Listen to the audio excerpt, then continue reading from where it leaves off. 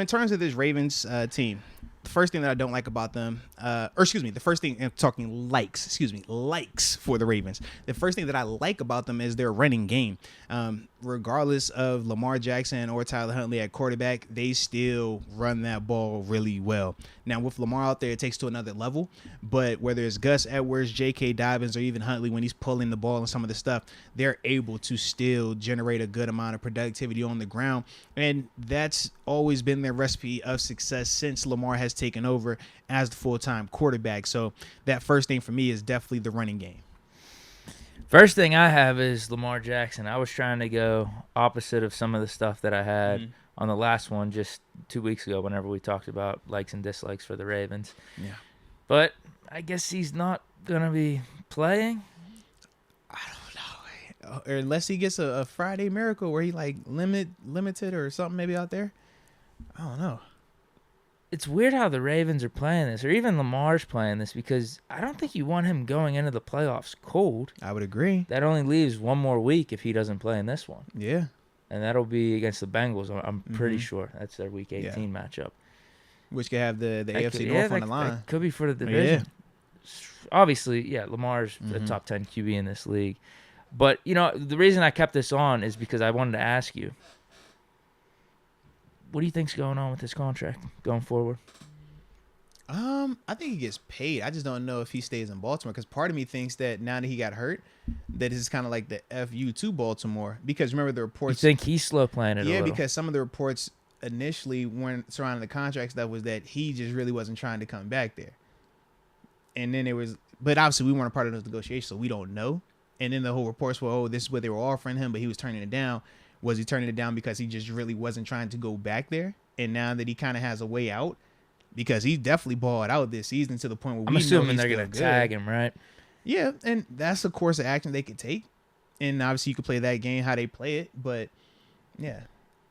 The tag game is basically what Dak Prescott did. Yeah, you don't sign. He eventually did sign with the Cowboys, but Kirk Cousins is the opposite one with Washington. Yeah. Took the tag 2 times in a row, and then he left. Bounced. He was complete unrestricted free agent. Yeah.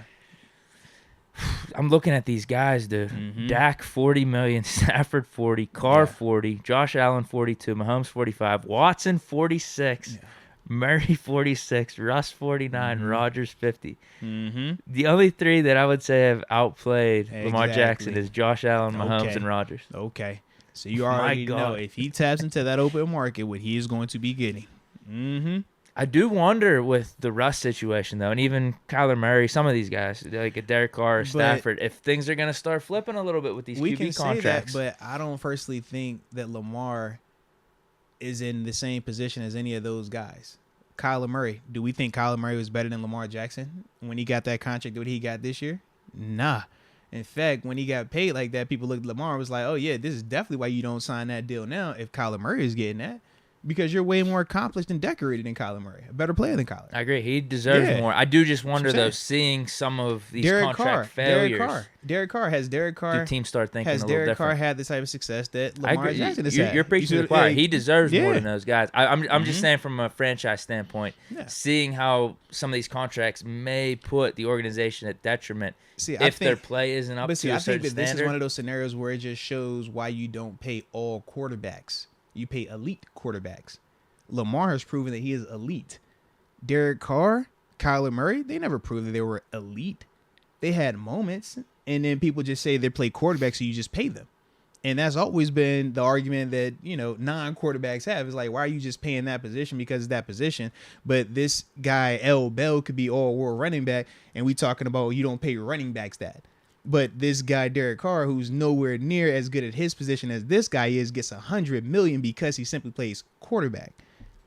Yeah, I think that this just reminds everybody of that. But I don't think Lamar is in that conversation. I think Lamar has proven where he is in terms of what he can do. I agree. I think he's a tier above, but I would love for him to get as much money as possible from the Ravens then. Oh, yeah, absolutely. Please do that because if you're looking at it from the Steelers standpoint, we have done really good against Lamar. So if you are getting $50 million and now you can't spend on some of this defense and some of this O-line, true. We're loving it. We say that, but what is the sample size also? A few games. What, 3 games? 3, 4 games? 3. You see what I mean? So it's like the sample size does matter also with the confidence. I'm sure Cleveland or Baltimore might have said some reckless stuff before the past, and it's like, hey, man, small sample size. You really want to see this dude in that division for that long? That's all. Well, it definitely helps that they won't be able to pay other True, players. yeah, you won't be able to pay other guys. I'm with you on that. And that's but, even with Burrow. Yeah. I mean, hopefully he gets like $60 million. Yeah. It's not necessarily about whether you think they're a good quarterback or not. It's like, okay, now they're at this stage where you have to pay quarterbacks like that. You're not going to have as good of a team around them. I mean, I hear you. I just be thinking about, and now I don't know if either one of those guys, Lamar or Burrow, are ever going to be Brady or ever going to be Rodgers.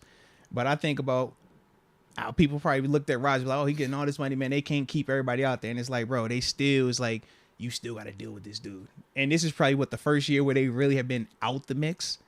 But as long as Rodgers has been up there, regardless of who's been out there talent-wise, when they weren't drafting receivers or nothing, so you still got to deal with that dude. That's my only thing. I'm like, I don't know if I really am trying to deal with that type of scenario. Now, who knows? Maybe he's never going to reach to that level because we know Rodgers is like freak in terms of longevity, talent. I feel like we're seeing it even this year. Yeah. The team just wasn't as... I mean, some injuries were happening with the Packers, but you see what happened when they lose Devontae Adams. Yeah. Now, it could help because these rookie receivers are on rookie contracts. Yeah. And if they do develop this rapport with Rodgers, they can make it happen. You kind of have to reset, yeah. Exactly, but... Yeah, I don't think it's just this given thing anymore. I just read off to you all those guys. Oh, no, it's not a given. I'm with you on that. But we did agree that Rodgers, Mahomes, and Allen are definitely worth the money. Yeah. It's going to be interesting, though. I got Lamar on my list, though. He's number one. It's going to be interesting. I like it. All right, the second thing that I like about this team is their physicality. That still holds true. It held true in that Falcons game. It held true when they played us. That's their calling card. When they win the game, it's more than likely because they were the more physical team. And, yeah, offensively, defensively, even on special teams, they continue to be the more physical team, in their matchups. And specifically in the trenches as well. That's where they really show it. So, I got to like it, unfortunately. Yeah, my second thing I have their running game / J.K. Dobbins. I didn't think I'd have to put J.K. Dobbins in there, but the Steelers defense from last game made me. Because how you like J.K. over Gus right now? Yeah, Gus was going He was running good too. I feel like Dobbins has a little bit more burst, a little more. I think he's more talented. I think speed. Gus is. I don't know. I feel like J.K. is the better athlete, but I think Gus is just a more productive player right now. But I don't know because J.K. is still coming off the ACL injury. That was last year, so I'm sure that has something to do with it too. But Gus, I don't know. It doesn't look as pretty when it's Gus. It's not as pretty. Yeah, so overall, their run game, even with the Tyler Huntley, is something we got to watch for. Yeah. Clearly, based off how we performed against it, even with their third-string quarterback being in and the Tyler Huntley being in, we still couldn't stop the run game, and we knew that's exactly what they were going to do. Yeah. I feel like we'll be better prepared this time, though. Yeah. I mean, technically, we were prepared last time. Their runs happened when we decided to jump out of our own gaps. That's when we had the explosive runs. I'm like, as long as we don't do that and don't throw the interceptions, we should be all right. We should be, but we shall see, though, either way. Oh, and then the third and final like that I have, I don't think this is a surprise. You heard of the guy named Mark Andrews. I like him a lot. In fact, I saw him catch a nice little pass on A.J. Terrell. Yeah. And we know A.J. Terrell's a good player, too. Yeah, Mark Andrews, man, he continues to be their only lifeline in terms of their passing attack minus Lamar Jackson. And, yeah, he's the guy. That's when they want to move the ball through the air, they're going to target Mark Andrews. And he makes plays. That's what he does. Catching it, combat, catch, run after, doesn't matter, corner, safety, linebacker on him. He can be a handful. So, yeah, he would be the third guy. The third thing that I like about this Ravens team. Last thing for me is their linebackers, Patrick Crean, Roquan Smith. Yeah. They do a pretty damn good job out there. As we saw, they're able to even do some stuff in coverage. Mitch threw 2 picks to them. But combined with those 2 linebackers and the Ravens' defensive line, that has the Ravens producing really good run stopping on the defensive side too. So like they're one of the top, I think, like 5 teams in the league in stop and run. This is all the stuff that we were talking about going into that game a couple weeks ago. So a big part of that is the linebackers. Obviously, you talk about Calais Campbell too, and like a JPP or a Justin Houston, some of those guys Jones, on the line. But another dude. Yeah. Yes. But I think Helps it's keep them clean, I think man. it starts Yep. in terms of Yep. those two linebackers. I would for agree, sure. man. They set the tone. I definitely would agree with that, man. Shout out to the 3 likes. Shout out to the 3 likes. All righty. Now, tap in to these don't likes. And what we don't like about this Ravens team right now, to me, is that they don't have a Lamar Jackson. When they don't have a Lamar, man, it makes everything look a little bit more watered down. The rushing attack is nice. But it ain't as nice as when Lamar is out there. Because when he pulls that rock, it just looks different when he's running it versus when Huntley pulls that rock and he's running it. When you talk about the passing attack, when Huntley drops back, I think everybody in Baltimore is holding on like, oh, God, what's about to happen? And it be the flukiest stuff going right. Well, Lamar's back there passing. We know what Lamar is. Lamar can throw that rock. Lamar also got the legs to kill you with certain coverages that you play. Without Lamar, their team, especially on the offensive side of the ball, it just doesn't seem as explosive. They're not as scary. So that's the first thing I don't like. The fact that they don't have Lamar. Same thing. I have quarterback situation. No Lamar. And even if Lamar does come back, we're thinking he could be a little bit rusty. Yeah. You know, he's going to be looking at that knee, favoring it a little bit, and maybe just not being able to run as well as he was before getting injured. And then if he doesn't play, then obviously Tyler Huntley, I don't think he's really that good of a quarterback. Somehow he's the 4th alternate for the Pro Bowl, but make it make sense. Yeah, we should have no problems in the passing game. And we really didn't have any troubles in the passing game. The first game, it was just they ran it all over us, which is unfortunate. But, yeah, that's one thing I don't like about this Ravens team. Definitely a weakness. Yeah, the second thing that I don't like is their secondary's consistency. I think on the back end, they're good, but at times they're inconsistent, and that's partly why they're able to allow teams to have success throwing the ball on them. Specifically, you look at Desmond Ridder and Drake London, what they were able to do, and it's because of how they play defense. They're very aggressive. They like to have everybody by the line of a scrimmage because they like to blitz, but they'll show everybody at the line of scrimmage and then drop and play coverage. They like to play a lot of cover 1 and cover 3. And they do a good job of dressing them up and disguising them pre-snap, post-snap. Both of those coverages were how we had interceptions. Was it Patrick Queen? He was in cover 3. Roquan Smith was in cover 1 when they got their interceptions against us a couple weeks ago. But the reason it hurts them is this, man, in terms of when you're running away from their leverage, because these corners are going to most of the time play outside leverage because they're inside help in terms of the cover 1 defense. It just naturally allows some holes for that. It naturally allows these guys to win. And if you can win at the line of scrimmage and you're, having these guys in a trail technique, you're going to be able to have success throwing the ball. I also think that Cal Hamilton, really good player, but at times they were trying to match him up with the Drake London when they would put him in the slot. And that's something that the Falcons was trying to do to attack the Ravens. And Drake was having success. I see us probably doing some similar things in terms of getting some of those matchups like that, man. A Pickens in the slot potentially, man. So when I think of those type of things, I'm like, yeah, that secondary, that's something that they got to do better in, but not this week. So shout out to their lack of consistency on the back end. I have the same exact thing. Did you copy my notes, man? Yeah, we have the same exact dislikes right now. On my sheet? There it is. I have secondary shaky. Now they do create turnovers, but overall, you can pass on them. They'll let up yards, and they've had some lapses in some of these games throughout the season, too, where they're up, and then you can come back in the 3rd or 4th quarter against them. And we got to witness firsthand, we all consider Marlon Humphrey a really good cornerback. I mean, he just made the Pro Bowl again this season. But even with that being said, Deontay and our receivers were kind of cooking him a little bit. You say that like Deontay's not a Pro Bowl $18 million receiver in his own right. Put some respect on Deontay, man. You act like you were surprised by that. Deontay's supposed to do that. Sure. You don't believe Deontay's supposed to do that. I don't know if he's supposed to do that. No, well, what surprised me a little bit, I would say with Deontay, I have no doubt about him getting open, particularly within 10 or 15 yards from the line of scrimmage. But there was, I know the one pass in particular. I know Pickens was catching some downfield passes too. Yeah. But that one to Deontay where he just burned Humphrey down the field. And we know Humphrey is just a more physical style of cornerback. For him to let that happen, hey, let's look Deontay's way again this week. I mean, either or, him or Pickens. Both good receivers. I am with you. Third thing that I don't like about these Ravens, aka these Ratbirds? Deke, I don't like their wide receivers, bro. Oh, good call.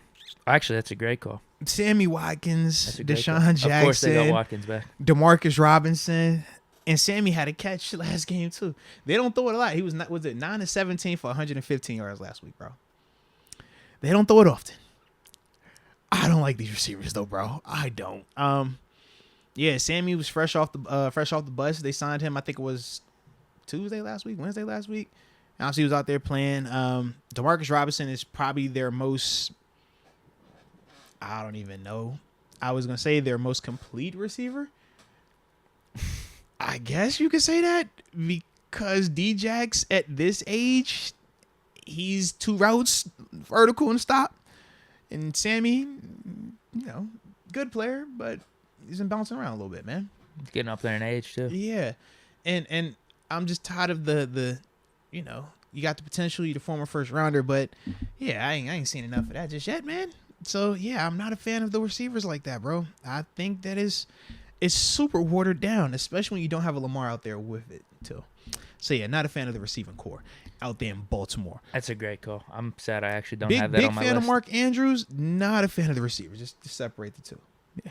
That's an honorary one on my list. Actually, maybe why I don't have it on my list is because I just feel like it's such a given with the Ravens over these. Even with the injuries with Rashad Bateman, the receivers just have not been good over these last few years. I was literally looking. I'm like, yo, Sammy, they just slipped my mind. Signed Sammy, and that's like, you might as well be starting out here, bro. It's you and Deshaun Jackson. Like, what am I watching?